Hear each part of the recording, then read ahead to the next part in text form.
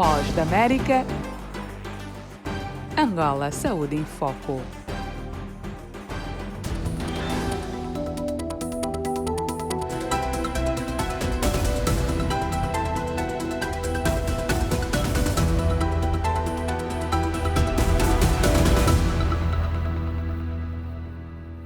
Olá, ouvintes e internautas da Voz da América, muito boa tarde. Este é o Angola Saúde em Foco desta sexta-feira, dia 8 de janeiro. O Angola Fala Só acompanhou-nos durante anos, foi espaço para falarmos de tudo. Agora, perante a situação de saúde mundial a que Angola não escapa, vamos concentrar-nos em saúde, um dos bens mais preciosos que temos. Assim, todas as semanas vamos levar aos nossos ouvintes e internautas Angola Saúde em Foco. Esperamos que nos acompanhem, enviem as vossas perguntas para os nossos convidados e sugestões de temas para Angola Saúde em Foco. Estamos no Facebook, estamos no Twitter, no Instagram, é Voa Português, para onde podem enviar as vossas perguntas e comentários. Das 17h30 às 18 horas transmitimos em onda curta nos 17.655 e 13.630. Das 18 horas às 18h30, estamos na onda média nos 1.530. Também transmitimos pelo Facebook e pelo YouTube. Eu sou a Mayra de La Salette, a produção é de Dani Steski. Devido às contingências da Covid-19, este programa é gravado.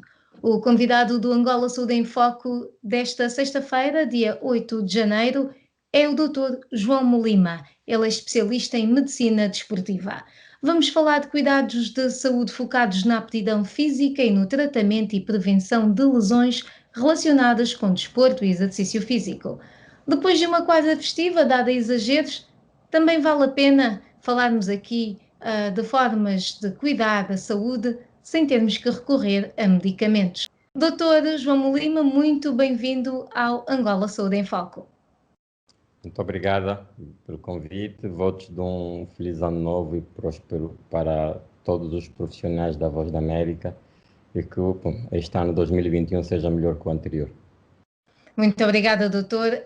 Eu, em nome de toda a equipa, retribuo os votos a si e também dirijo esses mesmos votos à nossa audiência. Doutor, vamos já começar. Para nós, menos versados em medicina e nas suas variantes, o que é, de facto, a medicina desportiva? A medicina desportiva é uma especialidade médica vocacionada à avaliação dos indivíduos humanos durante a prática do exercício físico. É uma atividade que é exercida por profissionais de saúde que versam a avaliação, a prevenção, o tratamento, a reabilitação em indivíduos que estejam em movimento. Doutor João Molima, e esta medicina desportiva é uma especialidade muito procurada em Angola. Quem é que recorre a si por norma? Bom, em regra geral são os desportistas, recorrem à população não desportiva, a população que faça desporto, mesmo não pertencendo ao desporto formal. Nós temos, digamos, dois grupos populacionais, um que faz o desporto formal, que é o desporto federado, e um outro grupo que faz o desporto informal, mais desporto de lazer. Quer o grupo formal, o desporto federado, quer o grupo informal, o desporto de lazer, essas duas facetas têm-nos procurado para a prestação de serviços de saúde. Por outro lado, há também uma procura que é significativa daqueles que não são nem desportistas formais, nem desportistas informais, mas que têm tido ao longo da sua rotina diária mazelas ou problemas de saúde similares a que temos a nível do desporto. Somos procurados por estes porque nós temos uma forma de abordagem no desporto, de certa forma, mais célere de retorno à normalidade, porque o desporto nos obriga a não deixar o profissional, neste caso atleta, o profissional no repouso por um tempo muito longo. E essa experiência que nós temos a nível da medicina esportiva em fazer recuperações em tempo muito curto, a boa parte da população não desportiva buscam os nossos serviços para terem este ganho também de uma recuperação mais curta e um retorno à normalidade num período também inferior, comparando com aqueles que eventualmente são atendidos em outras especialidades que não seja a medicina desportiva. Doutor, vamos agora, falávamos aqui em boas entradas, não é? Portanto, para boas entradas é preciso que as saídas também tenham sido boas, vamos dizer assim, não é? E as saídas normalmente são saídas com alguns excessos. O Angola Saúde em Foco já falou aqui em dezembro que a quadra festiva é um estrago normalmente para o corpo humano, de maneira geral, para as pessoas que gostam de comer e beber um bocadinho mais nessa altura. Qual é a sua recomendação em janeiro, para começarmos bem o ano, depois de sairmos dessa quadra festiva? Qual é a sua recomendação aos seus pacientes e a nós, ouvintes e internautas, que estamos agora a assistir o programa?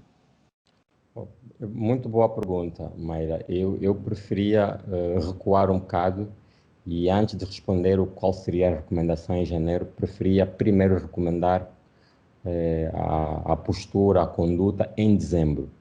O recomendável em dezembro é que não se levem aos excessos e aqueles que são amantes e frequentadores e usuários da atividade esportiva não devem interrompê-la, devem manter a sua atividade regular e não enveredarem por caminho dos excessos. Então, o recomendável é que as pessoas mantenham a sua rotina normal, tenham um período festivo, festejem, divirtam-se, mas sem excessos e mantendo a atividade. Quem eventualmente não faça, é também um bom período para iniciar a atividade esportiva em função dos benefícios que ela acarreta. Bom, passado este período, eventualmente as pessoas não terão tomado uma postura similar a esse nosso recado, essa nossa recomendação. Bom, terão aderido aos excessos estando em janeiro.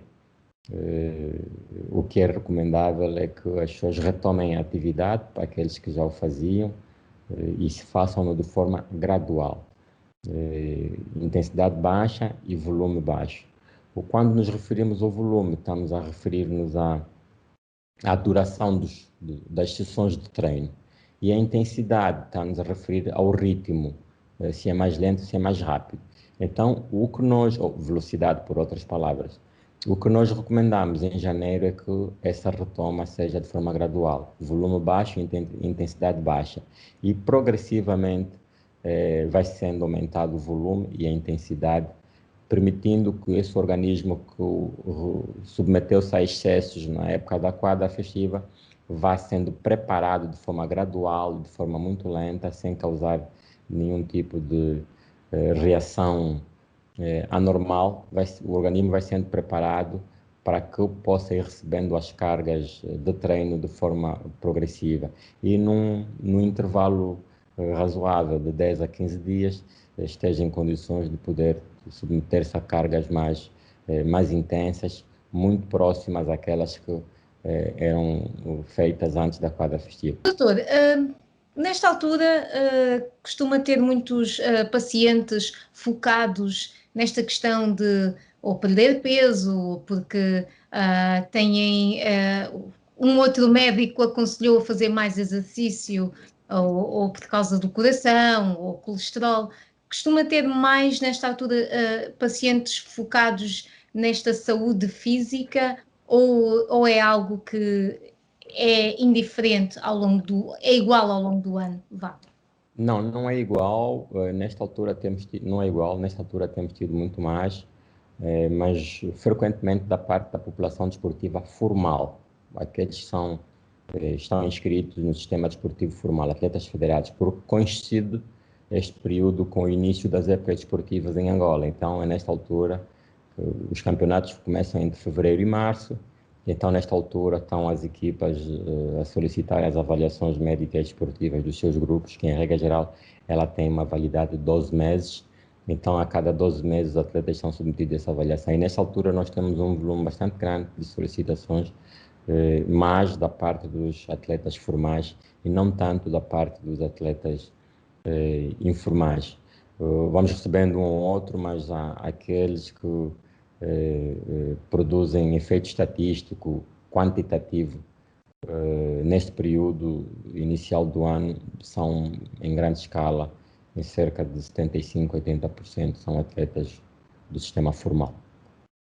Acha que isso é porque nós não atletas, eu coloco-me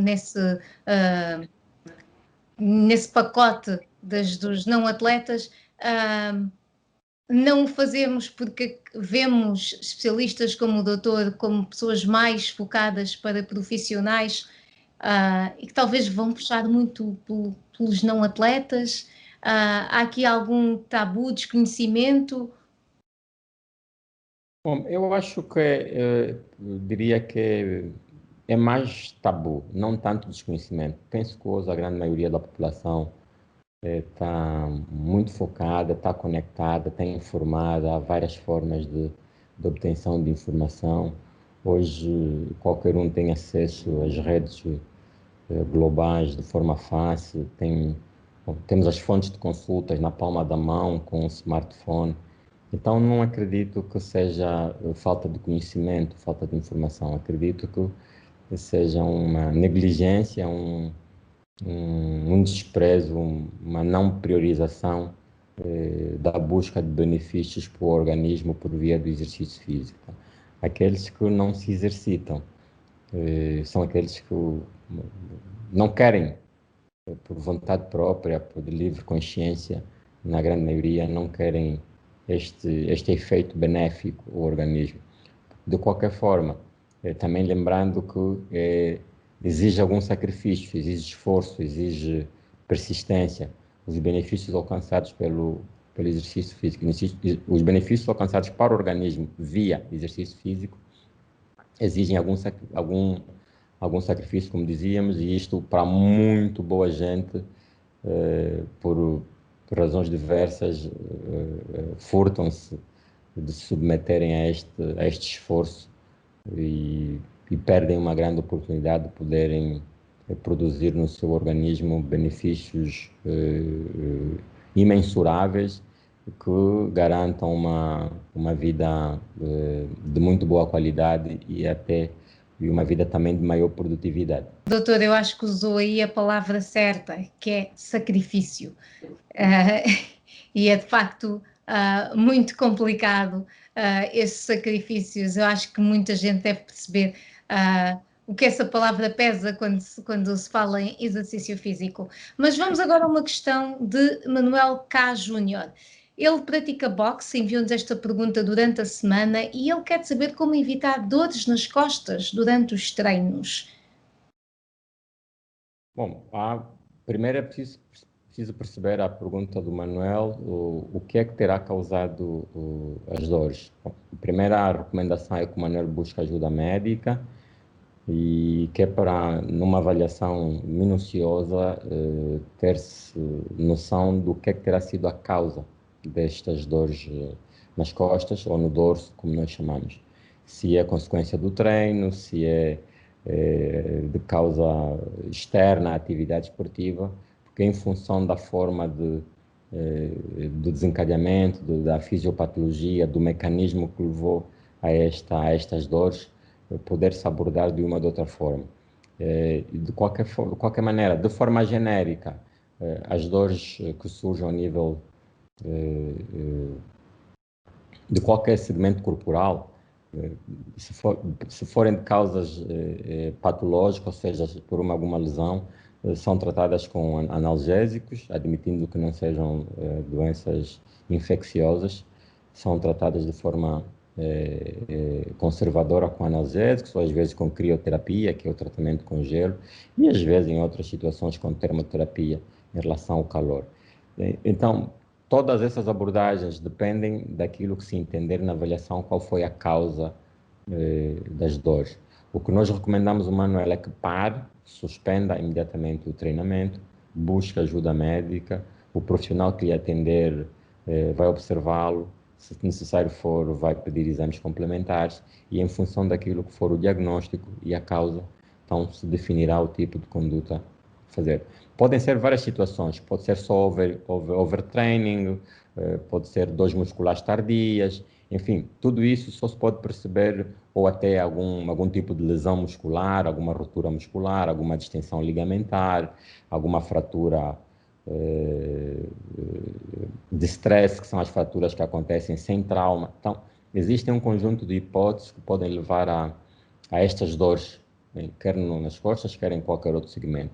O que precisamos fazer é descobrir a causa e o que é, na verdade, e em função daquilo que for descoberto, prescrever-se o tratamento adequado. Então, reiterando, o Manuel suspende as atividades e busca imediatamente ajuda médica, porque não sabendo o que é e qual é a causa, poderá, mantendo a continuidade do treinamento, ele poderá eventualmente estar a perpetuar a lesão, se existir, ou o problema que lhe acomoda, poderá estar a ser agravado na persistência do treinamento. Muito obrigada, doutor, e é verdade, muitas vezes, dizia aí o overtraining, às vezes treina-se muito porque se pensa esta dor vai passar, isto é só porque o corpo não está habituado e talvez estejamos a fustigar uma parte do corpo e não é necessário. Eu convido os nossos ouvintes e internautas a fazerem como o Manuel e enviarem as suas questões ao longo da semana para os nossos médicos. Todas as semanas temos um médico diferente. Esta semana estamos a falar de medicina desportiva com o Dr. João Molima, mas não percam a oportunidade nas próximas semanas também e enviem as vossas questões, comentários para mais um 908-652-4584, é o WhatsApp da VOA. E existe uma vasta variedade de modalidades desportivas, muitas de teor profissional, como falava o nosso médico, outras amador, e independentemente de quem as pratica, os atletas levam bastante a sério, como os participantes do concurso de culturismo em Nairobi, no Quênia. Esta é uma reportagem narrada por Ana Guedes.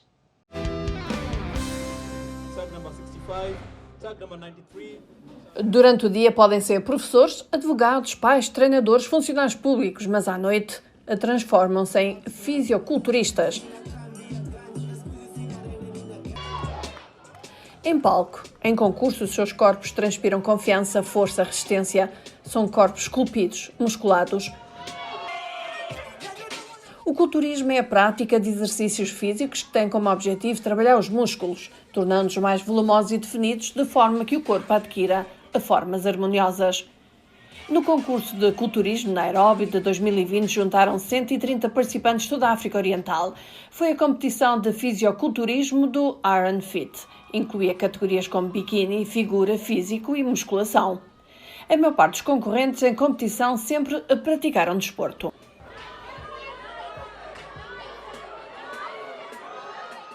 Muitos acalentam o sonho do culturismo, mas faltam-lhe os recursos, pelo que usam tudo o que esteja disponível para aprender sobre este desporto considerado não contacto, contrariamente, por exemplo, ao futebol ou basquetebol.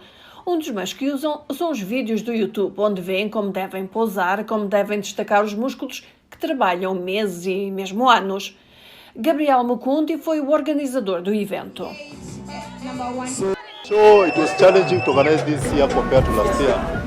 Foi um desafio organizar o show este ano em comparação com o ano passado por causa dos desafios da Covid e das limitações. Planeamos e depois paramos porque o Ministério do Desporto cancelou eventos esportivos. Havia o recolher obrigatório e o distanciamento social. Mas, finalmente, graças a Deus, teve lugar. Então foi bastante desafiador, mas conseguimos superar. Nos anos 70 e 80, o culturismo era popular no Quênia, mas corrupção, como o desvio de fundos e escândalos políticos ligados ao desporto, levaram a uma diminuição dos seus praticantes. O seu ressurgimento no Quênia aconteceu em 2014 com uma nova liderança da Federação de Culturismo. Uma das alterações foi a introdução das competições para mulheres. Os financiadores aumentaram também, tal como os seguidores e os praticantes. James Wasonga foi um dos concorrentes. This year was very tough, difficult. Not even fitness-wise. Este ano foi muito duro, difícil, não só em termos de preparação física, mas em todo o mundo. Treinar tem sido um problema. Os ginásios estão fechados, então a preparação para este evento, até mesmo para os organizadores criarem uma plataforma para mostrarmos o nosso talento, foi uma jornada muito difícil e agradecemos a Deus por estarmos aqui. For the past, the best good. It was smoking for good and to make the best win. Thank you.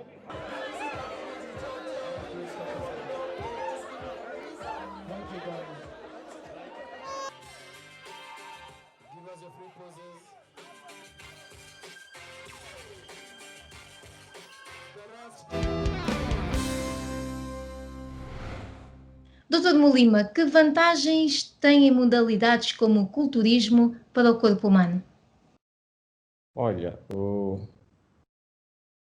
tem muito poucas vantagens o culturismo, porque há mais desvantagens em praticar o culturismo do que vantagens. O culturismo é uma modalidade esportiva que visa a cultura do corpo, visa a dilapidação, se o termo, com as devidas aspas, a lapidação, acho que é a linguagem correta, visa a lapidação do corpo, deixá-lo com simetrias, com uma definição muscular, de formas que os grupos musculares estejam completamente muito nítidos. Por outro lado, tem a finalidade de queimar toda a gordura que o organismo deste indivíduo que pratica o culturismo tem, para que os grupos musculares que ficam geralmente localizados na camada logo a seguir à gordura, então essa gordura que é superficial precisa ser eliminada para que os músculos sejam visíveis. Então, o culturismo é a prática de exercícios físicos contínuos, progressivos, de forma extenuante, de maneira a deixar os músculos bem desenvolvidos e muito visíveis. Isso exige um programa bastante rígido, contínuo, progressivo. Em regra geral, a maior parte deles são submetidos ao overtraining.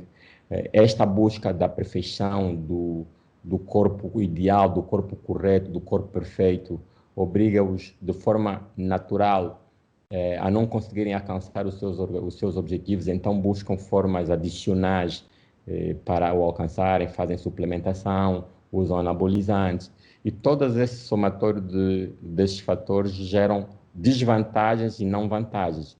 Estamos com o especialista em medicina desportiva, João Molima. Este é o Angola Saúde em Foco.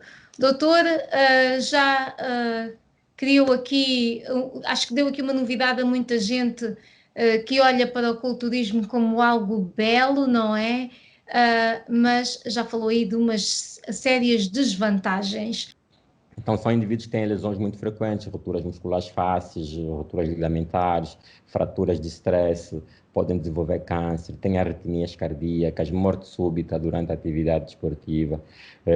O câncer pode ser de fígado, o câncer renal, ou seja, o culturismo não é uma forma de atividade física recomendável, porque ela sempre encaminha o indivíduo para as ações mais incorretas do que para as ações corretas. Ou seja, o efeito benéfico do exercício perde-se no culturismo, porque essa busca da perfeição, do corpo perfeito, da forma simétrica do lado direito do corpo com o lado esquerdo, dos músculos muito visíveis, não se conseguem de via natural. Então, sempre vêm produtos adicionais para que se alcance este fim. E é esta suplementação, estes critérios adicionais que vão, em vez de produzirem benefícios ao organismo, muito pelo contrário, produzem malefícios e às vezes acabam numa fatalidade.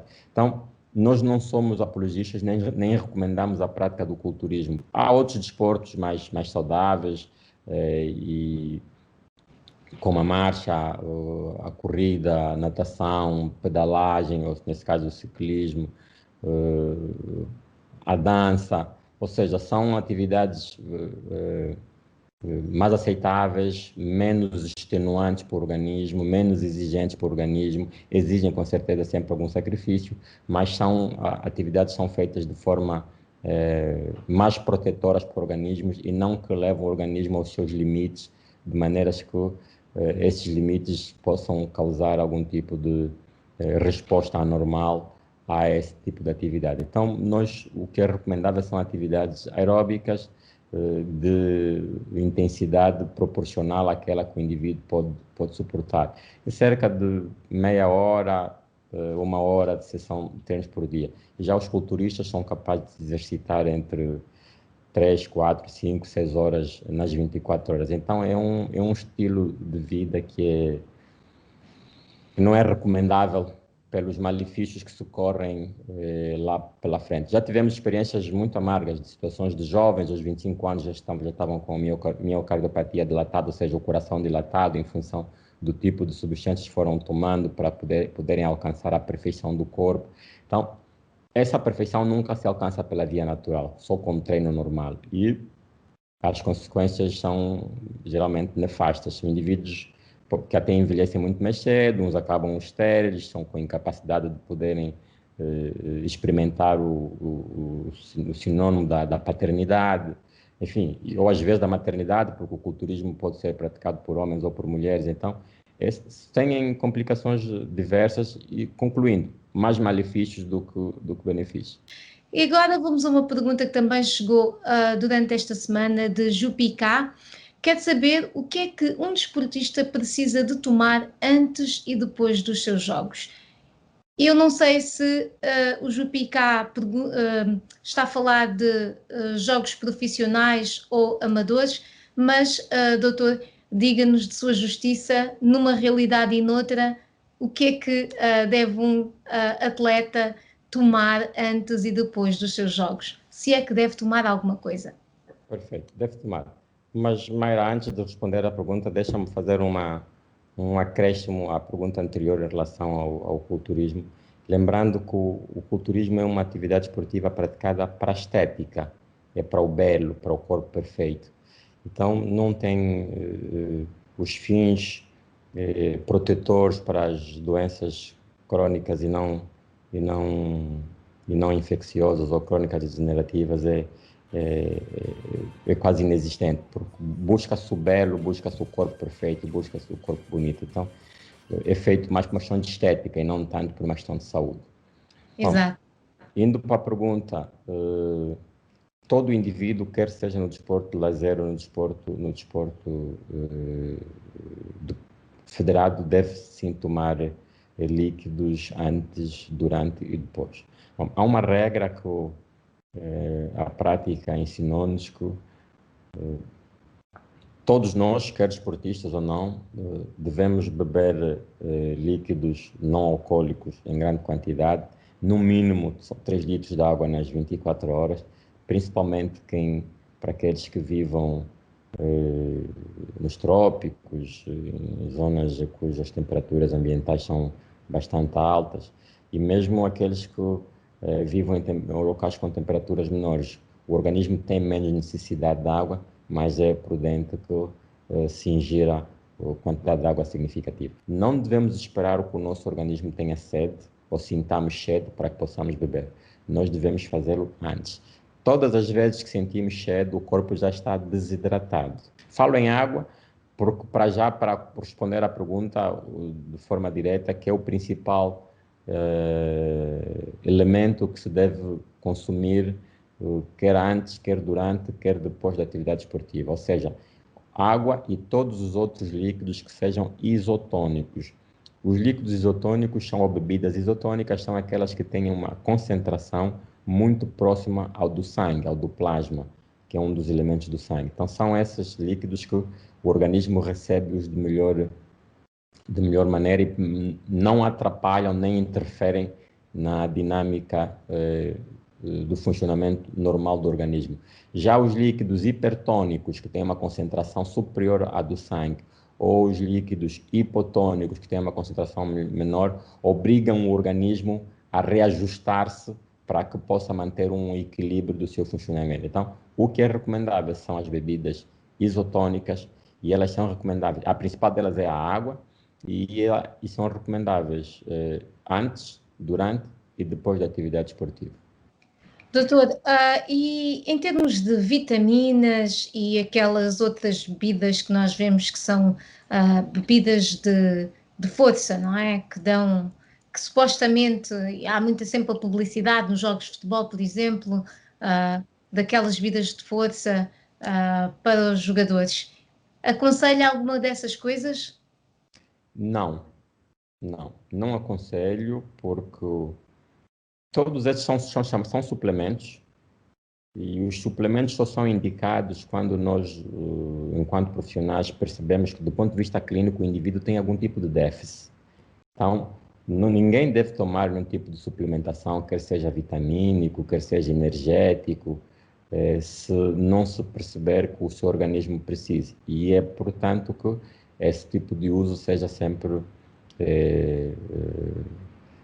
protegido por uma prescrição médica, seja recomendado por uma prescrição médica e não tenha sido uma decisão unilateral ou, digamos, pessoal do candidato. Em regra geral, acabamos por recomendar nas situações desportivas do desporto formal, em que há condições de exaustão ou muito próximo da exaustão, as regras desportivas obrigam as pessoas ao limite, e como não há condição de se interromper a competição para que as pessoas repousem, para que as pessoas se alimentem, então é preciso haver suplementação ali na hora da atividade. Porque na prática, com as devidas aspas, espero que os nossos internautas e ouvintes percebam, o nosso organismo é ciumento. Se lhe dar aquilo que ele produz, ele para de produzir para usar aquilo que lhe é dado. E isso pode, se for prolongado, como dissemos, pode depois, de alguma maneira, prejudicar o funcionamento normal de retorno daquele órgão. Doutor, e nesta fase da pandemia muita gente deixou de fazer exercício, pôs o exercício de lado, ou por não poder ir ao ginásio, ou por praticar desportos coletivos. Como é que se superam obstáculos como, por exemplo, o uso da máscara quando se pratica exercício físico? Pode ser um dos impedimentos para se ir à rua e dar uma caminhada, por exemplo, por ser mais difícil agora, com mais esta coisa na cara que não permite respirar tão bem. Que conselhos é que dá em termos de exercícios numa altura em que estamos mais limitados a vários níveis? A primeira medida é que o exercício físico, quer em pandemia ou fora de pandemia, não pode ser praticado com a máscara. As máscaras elas têm que ser retiradas. Bom, estamos em pandemia, obriga um conjunto de medidas de biossegurança e uma das medidas é o uso da máscara, mas também existe uma outra que é o distanciamento social.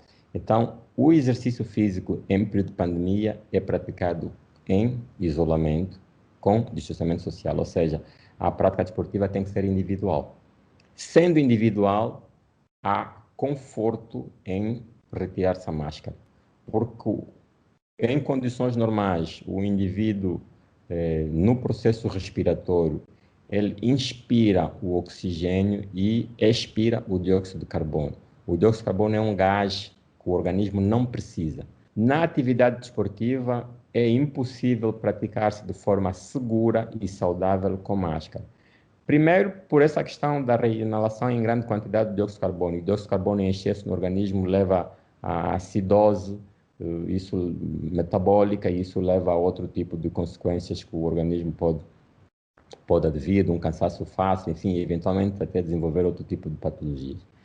Por outro lado, durante a atividade desportiva, com uma máscara, rapidamente essa máscara fica umedecida, e as máscaras, quando estão úmidas, perdem a sua eficácia de proteção, porque o ar que nós expelimos ou que nós expiramos durante a atividade esportiva é um ar quente e é um ar com gotículas de saliva. Então, essas, e em grande quantidade, diferente daquelas que se expelam durante um dia normal, uma rotina de vida normal que não seja atividade esportiva. Então, por essas duas grandes razões, uma, a reinalação do próprio dióxido de carbono, que nós devíamos todo ele expelir.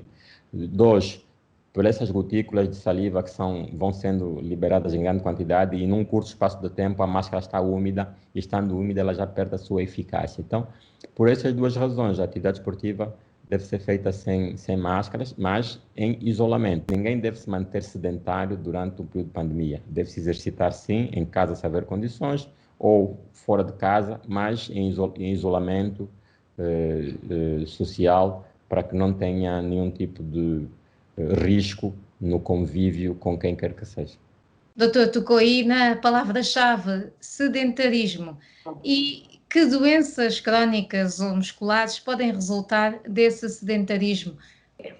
Perfeito. Mayra, eu vou responder a esta pergunta com uma frase célebre de um lord inglês que dizia que aqueles que não encontram tempo para o exercício encontrarão tempo para as doenças. Hoje o exercício é das formas mais baratas, das formas mais acessíveis para a prevenção.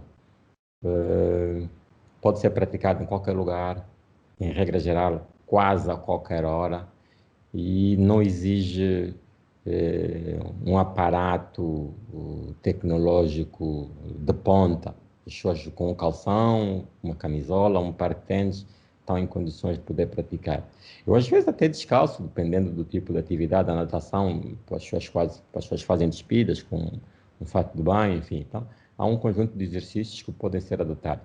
Aqueles que não adotaram por vontade própria, enfim, não se exercitam, como dizia este lord inglês, vão desenvolver doença num curto espaço de tempo. E que problemas são esses? Vários.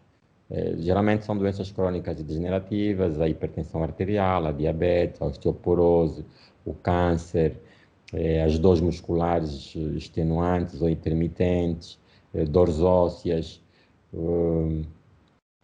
pode desenvolver também um tipo de... Bom, a obesidade, que é outra situação que o sedentarismo promove, e, em consequência disso, a subcarga a nível das articulações, então vêm as artrites, vêm as tendinites, vêm... Bom, até arritmias cardíacas podem ser desenvolvidas, e em algumas situações até morte súbita. Então, o sedentarismo, pessoalmente tenho defendido que daqui a mais alguns anos, não tantos assim, o sedentarismo entrará para a lista de doenças da humanidade. Então, além destas que citamos e para outras situações, há situações um bocado mais delicadas em relação, quer para homens, quer para mulheres, mas muito mais em homens, que é a perda do prazer sexual ou da capacidade sexual para aqueles indivíduos que são sedentários. Então, só há desvantagens em se tornar sedentário. E como todos os medicamentos, tem que ser na dose certa. Se for em excesso, prejudica. Se for em déficit, não traz benefício nenhum. Então, quando é que eu sei que estou na dose certa? Quando o meu exercício é recomendado por um profissional e que me avaliou, sabe a minha condição, ela vai funcionar em alguns casos como prevenção, em outros casos como tratamento, com esse efeito igual ou similar a de um medicamento convencional. Então, ser sedentário só é assinar um contrato, digamos, de aquisição de doenças. Doutor, eu acho que houve aqui pessoas que estiveram a tomar notas do que esteve a dizer e poderão mudar os seus hábitos de futuro. Falando em mudança de hábitos, a pandemia mudou de facto muitos hábitos, mas também foram criadas soluções para o que parecia ser uma realidade sem luz ao fundo do túnel. Neste lado da terceira idade, o exercício é uma realidade. Esta é uma reportagem narrada por Amâncio Miguel. Os idosos foram atingidos de forma particularmente dura pela pandemia da Covid-19. Por serem mais vulneráveis a adoecer gravemente, muitos enfrentaram meses de isolamento, incapazes de ver os seus familiares por medo da infecção. Com os surtos e lares de idosos, causando milhares de mortes em toda a Europa, muitos fecharam as portas para todos os familiares. mas soluções inovadoras dão algum consolo. Num lar de terceira idade em Colônia, na Alemanha, um auscultador de realidade virtual permitiu que Anneliese Rückmann, de 81 anos, escapasse dos limites das suas 4 paredes e fizesse uma viagem pela Catedral de Colônia.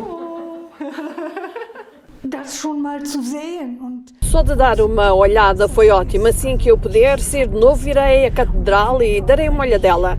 Não acho que terá mudado muito, mas gostaria de ir lá. A assistente social Alexandra Casper disse que meios digitais como a realidade virtual e jogos de computador ajudaram a aumentar a comunicação e moral durante o período difícil de Natal, quando os familiares normalmente visitam com mais frequência.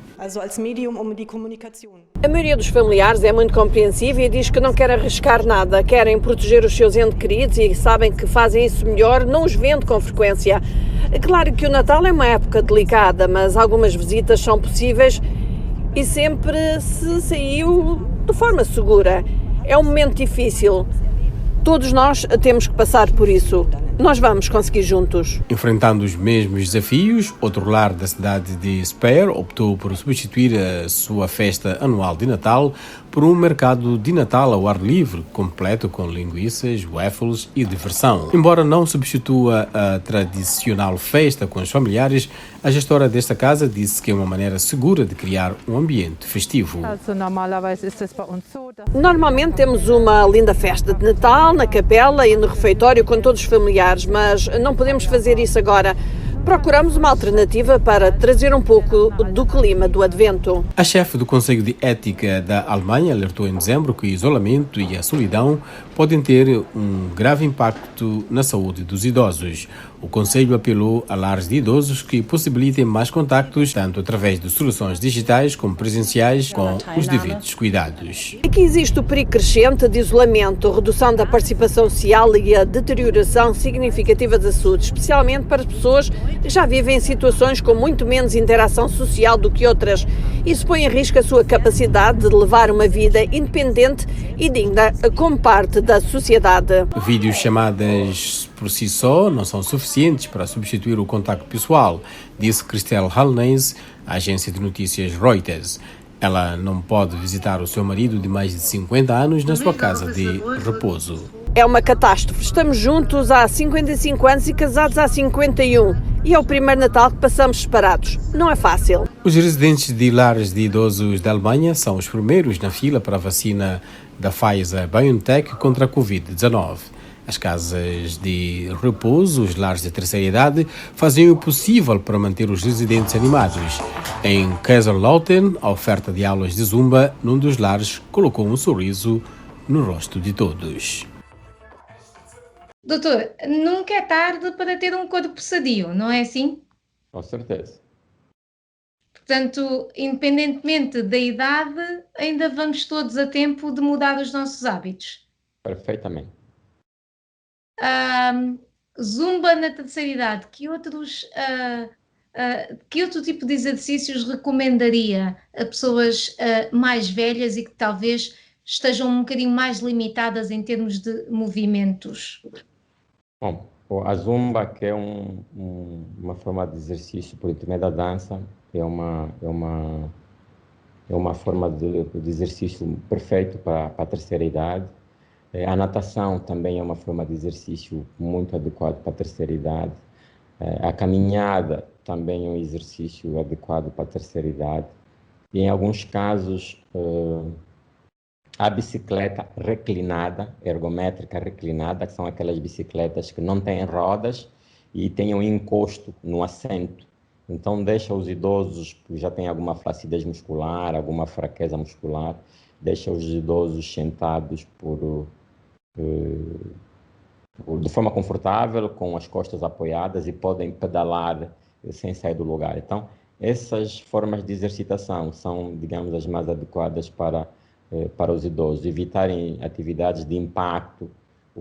A corrida, por exemplo, já não é muito indicada para os idosos, porque o impacto para movimentos contínuos e longos, para um idoso que força da sua idade tem já digamos, uma degenerescência senil, que é consequência do envelhecimento. Então tem perda de força muscular, tem perda de tecido ósseo, e esse tipo de exercícios com impacto frequente podem, em alguns casos, gerar fraturas, e porque até os idosos, por essa flacidez que dissemos, também já não têm força para se manterem equilibrados em situações adversas, então têm quedas com mais facilidade, fazem fraturas com mais facilidade. Então, todos esses desportos, ou atividades, melhor dizendo, em que eles se mantenham um equilíbrio bastante estável, sem muito pouca alteração do seu organismo em relação à postura vertical, são aquelas que melhor sim são indicadas para os idosos. Muito obrigada, doutor. E antes de nos despedirmos do Dr. João Molima, vamos a mais uma reportagem.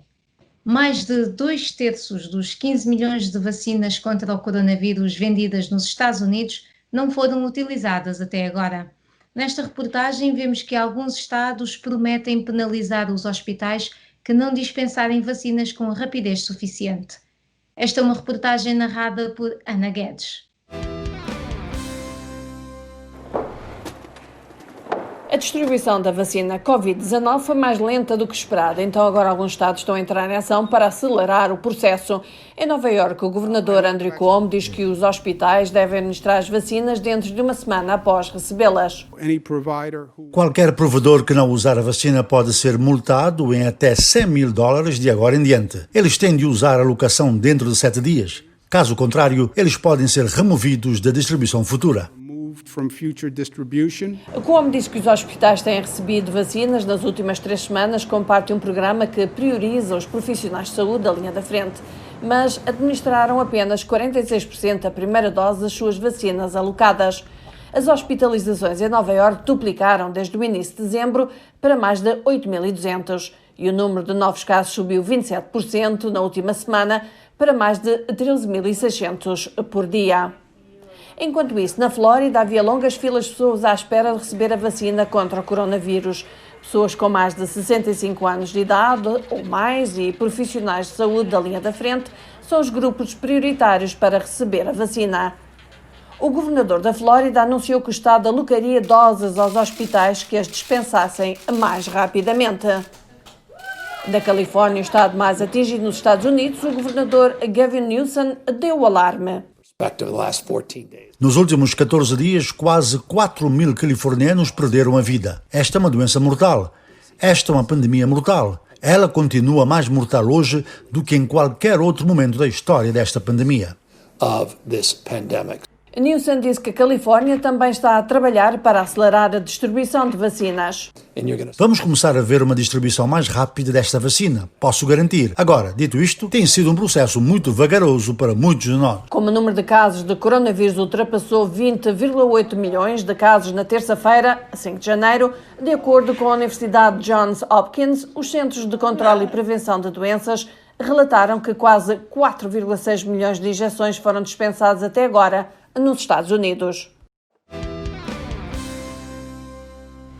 Foi o Angola Saúde em Foco desta semana. Muito obrigada, Dr. João Molima, pelos seus esclarecimentos. Continuação de um bom início de ano saudável e de um 2021 com mais saúde ainda. Muito obrigado. Retribuo os votos a si, pessoalmente, a sua família e a todo o coletivo de profissionais da Voz da América. Que tenhamos todos muita prosperidade para o novo ano de 2021. Muito obrigada, doutor. E à nossa audiência, já sabem, se quiserem enviar perguntas sobre a saúde, podem fazê-lo todas as semanas para o número do WhatsApp da VOA, +1 908 652 4584. Muito obrigada pela companhia e até para a semana.